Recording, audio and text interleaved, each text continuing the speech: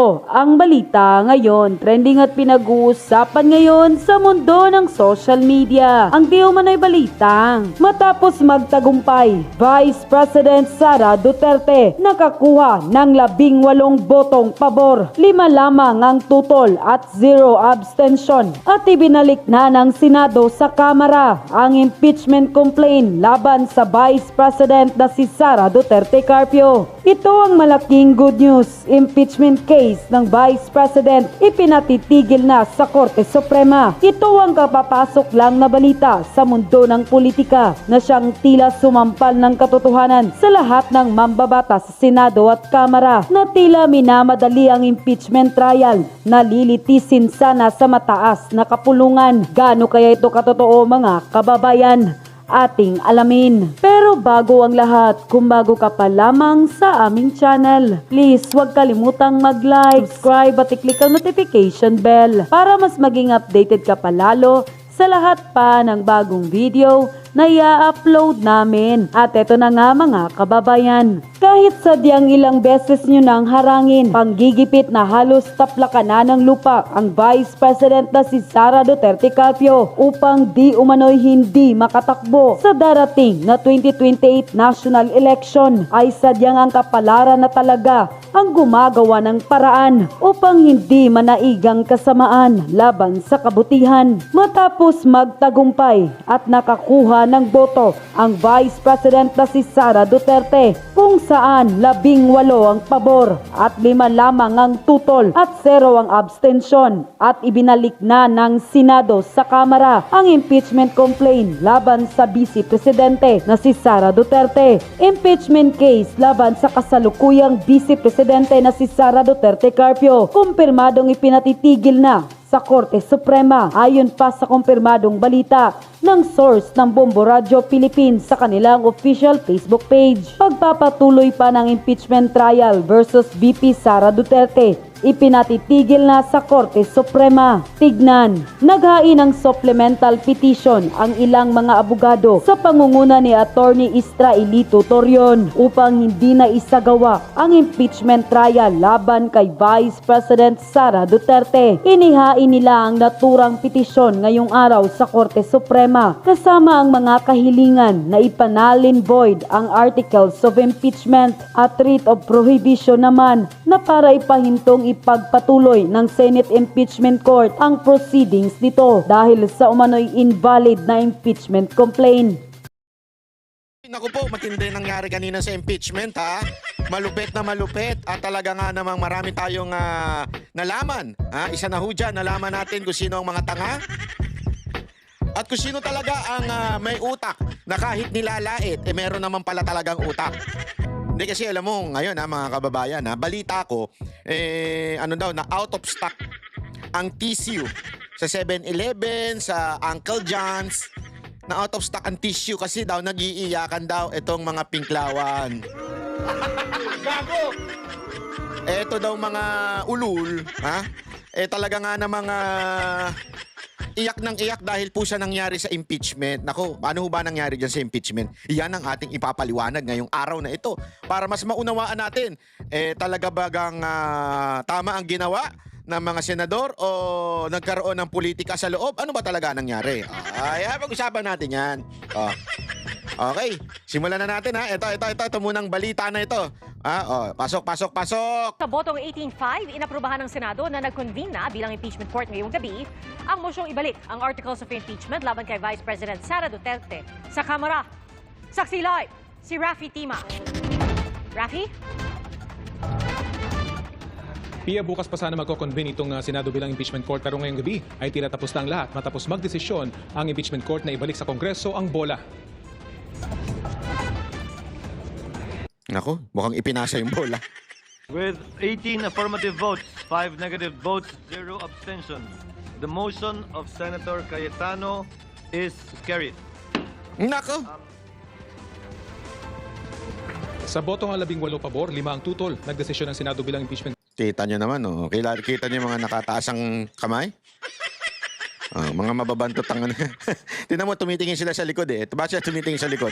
Tinitingnan nila, "Hoy, mga kasama, huwag nyo kami iwan dito!" Ang ingay-ingay namin dito. Kontra kami ng kontra. Kayo naman, hindi man lang kayo sumuporta sa amin. Iyak nga kami. Umiyak na yung mga yan. Ako po, lalo na to si Ontiveros. Iyakin yan eh. Ibalik Ito si Ontiveros at saka to si Coco Pimentel parang iyakin yan sa eh. House of Representatives ang impeachment complaint laban kay Vice President Sara Duterte. Ang mosyon ay pinanukalan ni Senator Alan Peter Cayetano. Ibalik ang impeachment complaint para sagutin ng Kamara ang tanong kung nalabag ba ang one impeachment case per year rule sa saligang batas. Paglilinaw ng Senador, hindi ito dismissal tulad ng panukala ni Senador Bato de la Rosa. Pero para kay Senador Bato de la Rosa, malinaw nang nakasaad man sa naprobahang mosyon na hindi ito dismissal, halos ganun na rin daw ang epekto nito.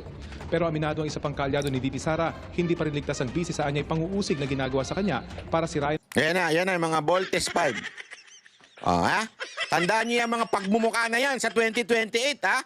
Hoy, lahat po mga kababayan natin, ito po ang dahilan ng salot sa Pilipinas. Yan po ang dahilan kung bakit patuloy kayong maghihirap. Bakit kanyo? Sandali, baka sabihin naman nila fake news eh. Hindi, kasi tandaan ninyo, kung gusto ninyong manatili ang mga Marcos, Romualdez at Araneta sa susunod pang 6 na taon pagkatapos ng 2028, anong ibig sabihin nun? Lalo pa tayo maghihirap, maubusan ng trabaho, talaga nga namang krimen kaliwat kanan. Sigurado, iboto nyo itong mga to. Actually, talo na naman na isa dyan eh. Si Pimentel, olat yan eh. Kaya sobrang bitter niyan eh. Olat na olat yan eh. Tumakbo ba yan eh? Tumakbo yan sa LGU eh. Olat yan eh.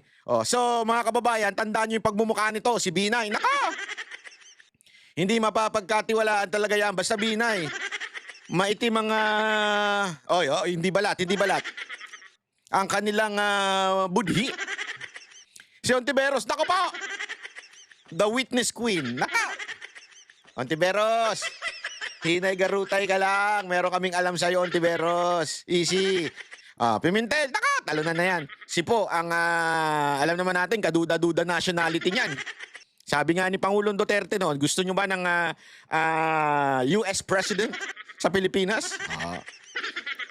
Sabi ni Pangulong Duterte yun. Hindi, wala tayong sinasabi. Si Pangulong Duterte nagsabi noon. Si Gatchalian, nako po!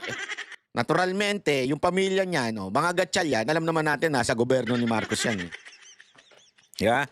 Kaya naman, kung gusto ninyo, magpatuloy ang Marcos, Araneta, Romualdez, tandaan ninyo itong pagmumukha na ito. Yan ang iboto ninyo. Pero kung ayaw nyo na ng Marcos, Romualdez at Araneta sa gobyerno na para maging presidente sa susunod na eleksyon, kung ayaw ninyo, wag na natin itong iboto itong mga ito. Kasi ito, gusto nilang ituloy ang impeachment. Gusto nilang matanggal talaga si Vice President Sara Duterte. Ano ibig sabihin pag natanggal si Vice President Sara Duterte? Alam na natin, tuloy-tuloy, ha? Tuloy pa rin ang awit ng puso ko. Tuloy-tuloy ang mangyayaring dumadausdos na bansa sa ilalim ng Marcos Araneta. Yan ang gusto nila mangyari. Matanggal si VP Sara Duterte. Di ba? Kaya mga kababayan, tandaan ang mga pagmumukha na yan. Binay, Ontiveros, Pimentel, Po, at Gatchalian. political chance sa 2028. Para sa lider ng minorya, ang pagbalik ng impeachment complaint sa mababang kapulungan, tila pag-iwas ng Senado sa kanilang katungkulan. Dahilan para posible itong questionin ng mga hindi sang-ayon sa desisyon ng impeachment court. Narito ang pahayag ng mga senator judges. I think most of us do not want to dismiss it, but agree na we have to look into the fact na kung totoong, or we can look into the facts, kung totoo hindi na violate yung Constitution. So this is a compromise that will not delay and will even help the 20th Congress. Parang ganun na rin yun, para sa akin, ha? Kasi they have to get first the House of Representatives should attest that they did not violate the 1-year bar rule. Di ba? Meaning, no multiple impeachment complaints can be filed within 1 year. I doubt if they can attest to that. Meron pa ring summons, meron pa ring requirement to reply in 10 days and so on. So, hindi ba niya? Well, at maliwanag na mukhang tatawid sa 20th Congress. So, walang kaligtasan. Kaya nga sabi ko, why are we adopting a motion na may ambiguous language? Alam mo niyo na, pag may ambiguous language, you're inviting a court case. Bitter! Bitter na bitter ka. Good case. Wala na, talo ka na, olat ka na, alis ka na dyan. Alis! Alis ka na dyan. Alis na, Coco Pimentel. Wala ka na. Huli mo na yan. Hindi ka na makakaulit sa Senado. Tingnan mo, itaga mo sa bato. Oh, si Bato numari sa'yo. Itaga mo sa bato. Hindi ka na makakaulit sa Senado dahil sa ginawa mo. Hindi, alam niyo mga kababayan, tila na karma ang Kamara. Oh, karma, Kamara. Di ba? Pareho, halos pareho yun eh. Bakit kanyo? Ikikwento ko sa inyo kung bakit tila na karma ang Kamara. Kasi ganito lang yan kasimple, ha? Mga Repa Pips, ha? Kasi ganito. Ano ba yung issue ngayon? Yung sinasabing ni Cayetano na hindi naman dinismiss. Ang ginawa, isinole o ni-remand o ni-return sa Kamara at pinagpapaliwanag. Bakit ninyo tinalunan yung una, pangalawa, pangatlo at dumiretso kayo sa pang-apat? Kasi ang nangyari, mga kababayan, ganito ang proseso, ha? Para lamang po sa kaalaman natin, merong time frame na ang sinasabi, once natanggap yung impeachment ng isang tao doon kay Vice President o kahit sino mang impeachable officer. Halimbawa, ako ay ako isang congressman na may kasama akong grupo. Gusto ko ma-impeach si Marcos, halimbawa. Lalapit ako sa Secretary General ng Congress, yung House of Representatives. Papasa ko, yung impeachment, complaint, ito yung impeachment, bla bla bla. Kasi ganito, whereas. Alam mo naman yung mga as na yun. Yeah? So ito. Kasi ganito ginawa nito, kaya dapat impeach yan, bla bla bla bla. Ikaw, Secretary General ka, ang nakasulat sa konstitusyon, immediately, hindi forthwith, ha? Wala na mas lilinaw pa sa salitang immediately kung hindi agad-agad. Agad-agad, kailangan mong ipasa sa Speaker of the House. Immediately. Ano ginawa nila? At nadulas sila publicly. Ito si Secretary General, nadulas siya. Bakit? Yung pinasa yung first impeachment, hindi niya kaagad ibinigay kay Speaker. Mali yun. Kasi ayon sa ating batas, immediately kailangan ibigay mo sa Speaker.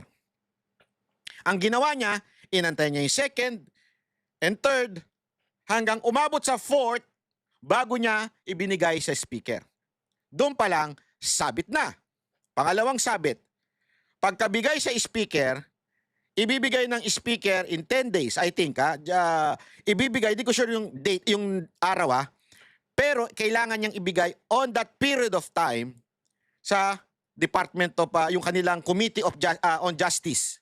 Ibig sabihin, kailangan yung Committee on Justice, hihingin yung panig ni VP Sara Duterte, oy, may gusto mong pa-impeach sa'yo dito. So, doon, yun yung parang mangyayaring sa salitang korte, para bagang piskal yon. Parang sasabihin ng piskal, Banat Bay, may nagre-reklamo sa'yo. Bakit daw ang pogi-pogi mo? Halimbawa, ganun. Sasabihin ko naman, hindi ako pogi. Yummy lang ako. Sasagot ako ngayon. Hindi pinasagot si VP Sara Duterte. So sa ibig sabihin, may prosesong nalabag. Okay? Yun yung ikine-question ngayon itong mga senador. Yun ang sinasabi nila. Kaya isoli muna natin ito at sagutin na nila yung bakit hindi kagad ipinasa nung SecGen sa Speaker of the House. Bakit nilagtawan yung first, second, and third? Kasi nga may purpose yun. Hindi pa pwedeng magpapasa ng 1,000 impeachment complaint sa'yo, 10,000 impeachment complaint sa'yo, tapos mamimili ka lang. Ano yung malakas dito? Ano yung reklamong malakas? Yun ay papasa ko sa Speaker of the House. Hindi pa pwedeng ganun. Yun po ay illegal. Iyan ang pinasasagot ng senador. Particular na po, yun yung sinasabi ni Cayetano na i-return o i-remand yung complaint. Isole, pasagutin sila. Ngayon, bibigyan ng pagkakataon ang Kamara. Oy, bakit yan? Dalawa yung pinasasagot eh. Yung isa, obvious naman eh. Yung pinasasagot na interesado pa ba yung mga prosecutor ninyo? Ayun, given na yun, sigurado sasagot sila na, syempre, interesado kami matanggal si Duterte. Ano na yun? Isang tabi na natin yun. Sure naman sasagutin nila yun. Pero yung pangalawa, yung legal ba o illegal ba yung prosesong ginawa ninyo, yan ang kailangan sagutin. Yan ang tinatawag na return. Ngayon, siyempre itong mga ulul na mga salot sa lipo ng senador, nagrereklamo sila. Bakit daw kailangan isole? Parang dismissal na rin daw yun. Tuloy. Kanina in-adjourn na ng presiding officer ang impeachment court at i-anunsyo na lang nila. So, hindi nagkasundo. Ibig sabihin, nagkaroon ng debate, kaliwat ka ng debate, Dapat bang isoli? Kasi may nag-motion eh. Nag-motion muna si Bato. Ang motion ni Bato, i-dismiss na yan. Okay? So mula doon, ang daming debate, nagsagutan na, nanginig yung mga laman nila Ontiveros, ni Coco Pimentel, ni Gatchalian, ni Binay, ni Po. Talaga nanginig yung laman nila. Hindi pwede. Sa kabal to, sa pangarap naming maging Pangulo. So kailangan matanggal yan si Vice President Sara Duterte. Hindi pwedeng i-dismiss. So, galit na galit ang mga animal, di ba? O, di ba? Ganun ang nangyari. Galit na galit sila. So, nagkaroon ng debate. Tapos, pumasok ngayon si Cayetano. Sinabi niya, kwento ko na lang para mabilis, sa salitang lengguaheng maintindihan nyo. Sinabi niya, medyo mahihirapan tanggapin yan ng mga lahat ng senador na i-dismiss. Ang galing din ni Cayetano eh. Dito talaga napabilib ako ni Cayetano. Taas talaga yung kamay ko. Kaya yung mga nagsasabing etong si Cayetano, Judas, mga ganyan. Kasi tandaan ninyo yung mga aldab noon, nung panahon na kumakampi kay Marcos, galit na galit kay Cayetano. Tapos galit na galit sa amin yan. Sasabihin nila sa amin, kayo kasi makakayatano kayo. Makakayatano kayo eh. Oo, siyempre. Bakit? Siya pinili ni Duterte. Kaya nga Dukay ang tag team nun eh. Presidente si Pangulong Duterte, Vice President si Cayetano. Ano gusto niyo? Pinagpipilitan kasi nila yung Marcos budol. Hindi, totoo. Nagkaroon yan eh. Ng Dukay at saka ng Aldab, yung mga gusto kay Marcos na maging Vice President ni Pangulong Duterte noong 2016. Tinalo ni Pangulong Duterte, ayaw nga niya eh. Alam niya kasing ngangag eh. Di ba? Alam niya eh. So, ayaw niya. So, kaming mga nangampanya, para sa Dukay, galit na galit sila. Mga Cayetano kayo, traitor yung mga yan. Ganun sila. Walang biro. Bumubula mga bibig nila. Ngayon, makikita ninyo kung gaano kagaling si Cayetano. Bakit? Kung pinagbotohan yung motion ni Bato na i-dismiss yung impeachment, malamang matatalo siya. Kasi nga, kahit tama naman yung argumento ni Villanueva na hindi pa pwede. Wala yan sa ating parang rules o batas. We cannot dismiss an impeachment complaint. The only thing that we can do is pumasok muna tayo doon, gawin nating court na kagad, o kung mag-convene, yung tatawag nilang convene, tanggapin natin yung impeachment, tapos agad, sabihin natin na hindi guilty si VP Sara Duterte. Kaya lang, ang pangit naman tignan nun. Halatang kumampi ang Senado nun. Tama, mali. Ganun ang dating eh. So, maraming sabi, wag naman natin i-dismiss. Kasi pag dinismiss natin yan, parang tayo mismo hindi sumunod sa rules. At isa pa, sa bibig na mismo ng presiding officer na si Chis Escudero, ayaw din niya ng dismissal. So, alam ni Cayetano, nakita niya, nabasa niya kaagad bilang abogado. Sandali. Medyo alanganin ito. Alanganin ito yung technique na i-dismiss kaagad. Kaya, compromise tayo. Huwag nating i-dismiss. Sabi niya kay Bato. Di ba? Mas mahihirapan tanggapin niya ng mga senador na i-dismiss kaagad natin. Di ba? Ang magandang gawin natin, questionin natin yung pag-transmit dito ng impeachment complaint. Hindi natin i-dismiss, isosoli natin sa kanila, at pagpapaliwanagin natin sila. So ngayon, yung ibang mga senador, kaya nga magtataka ka, bakit 5 lang ang tumutol? Yung iba na kahit kaalyado ni Marcos, ay sumang-ayon doon sa proposal ni Cayetano na i-remand o ibalik o i-return. Huwag na natin kasing pahirapan eh. Ito kasing si Coco, ang daming alam sa term eh. Papakita ko sa inyo kung anong klaseng kalokohan ito ni Coco Pimentel. Isusuplakin natin to kahit abogado to. Hindi, walang biro kasi bakit? Sinasabi niya, iba daw yung remand, iba daw yung return, pareho lang din daw yon ng dismissal. Okay? Kasi sinabi ni Cayetano yung salitang return eh. O kita nyo na, isosoli nyo, ayaw nyo. Dinismiss nyo na yan. Ito ipapanood ko sa inyo. Yan yung sinabi ni Pimentel. Before acting on the motion of Senator Judge De La Rosa, Senator Judge Pimentel, you may proceed, sir. Yes, Mr. President. So, meron na palang properly stated motion. Medyo mahaba-haba din yun. And, Senator Cayetano, I believe, stated it earlier. yes, the word is return. So, sabi ko nga, kung ang synonym ng forthwith ay immediate, may synonym din po ang dismiss. Yan po ay remand at saka return. Lalo na lalo na kung makita natin that the return is not necessary to achieve the goals of the Senate President. Let's just do what the Supreme Court does when it has a case. Let's issue an advisory. Okay. Bigyan natin ng summons para kay impeached officer. Mag-advisory tayo sa House Panel of...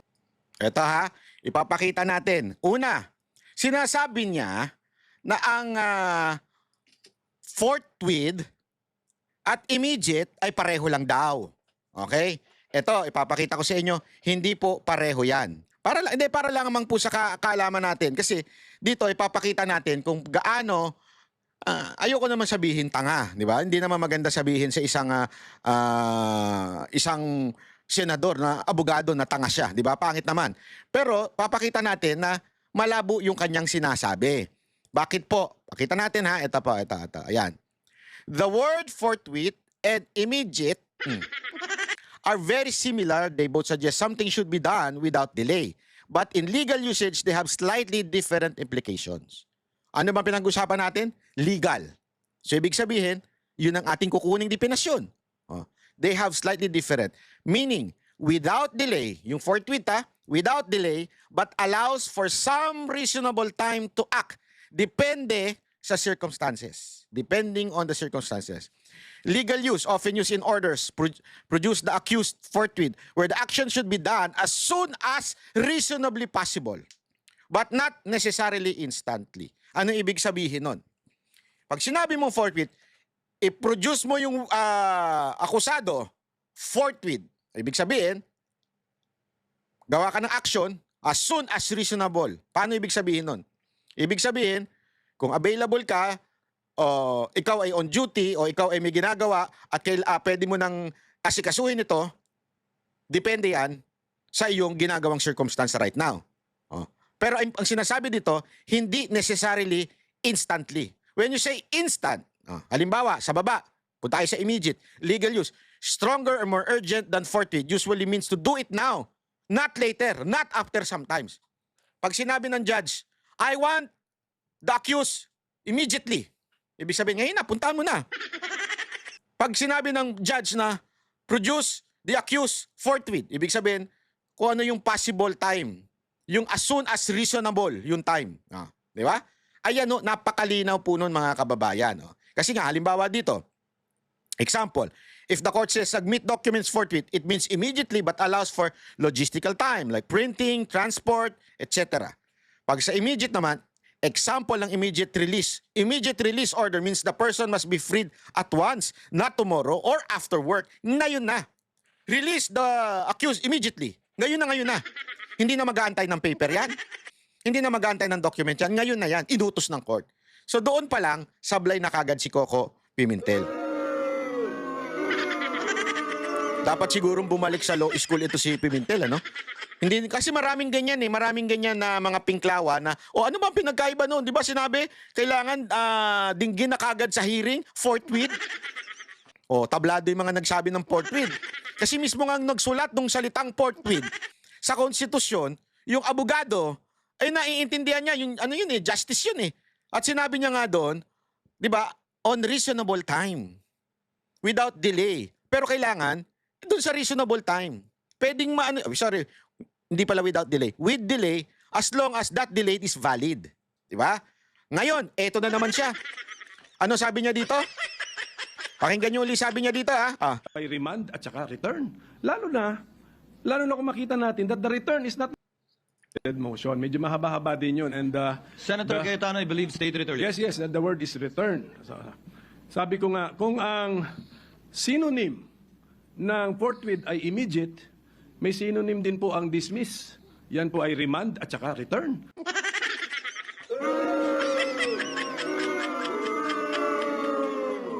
Sir, mukhang kailangan nyo talagang bumalik sa law school. Sa tingin ko lang Bakit?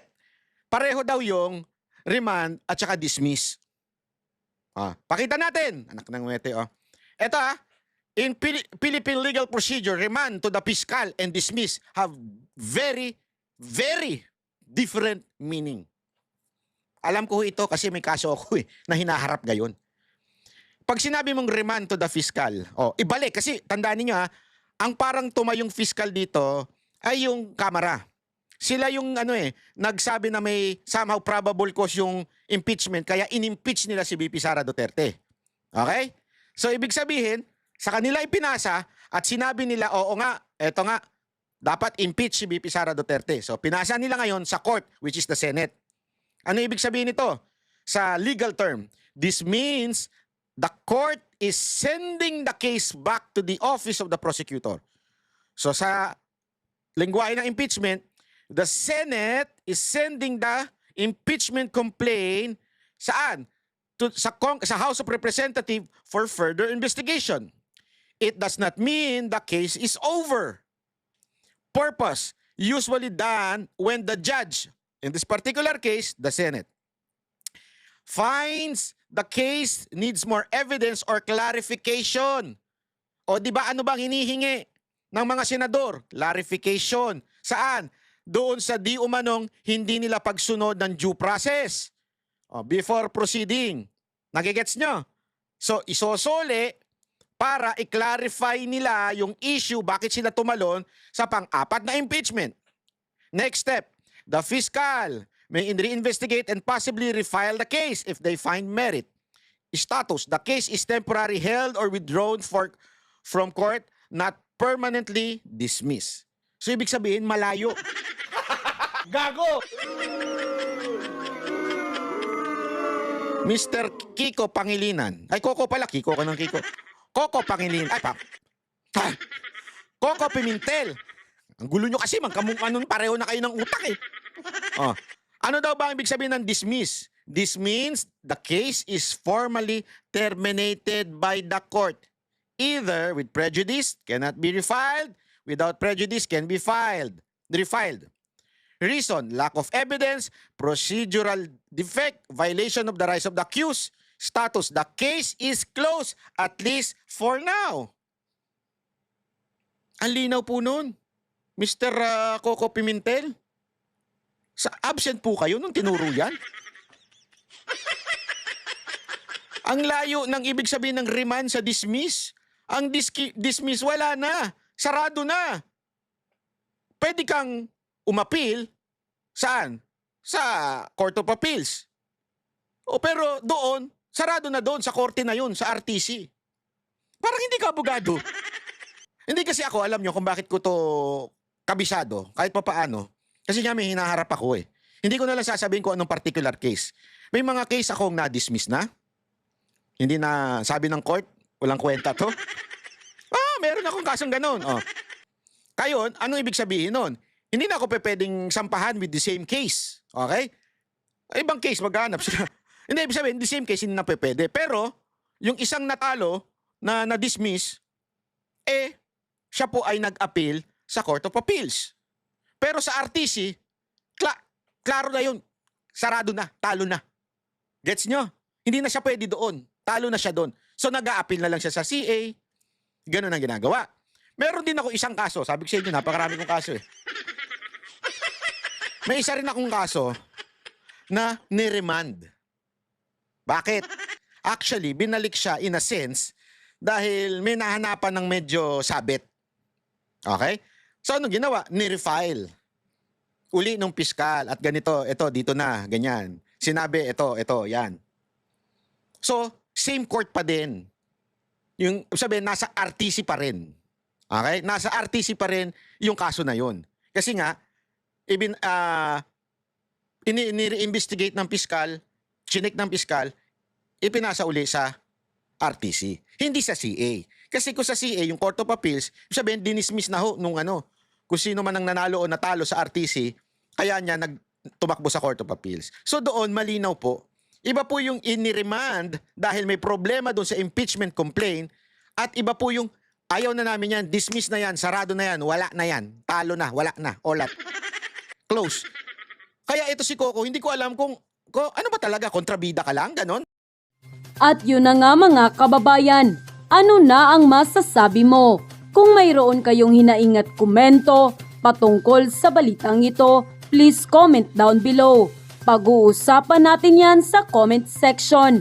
At kung nagustuhan nyo ang video, ay huwag kalimutang mag-like at i-share na din. para mas marami pang makaalam at umabot ito sa marami sa ating mga kababayan. Maraming salamat po.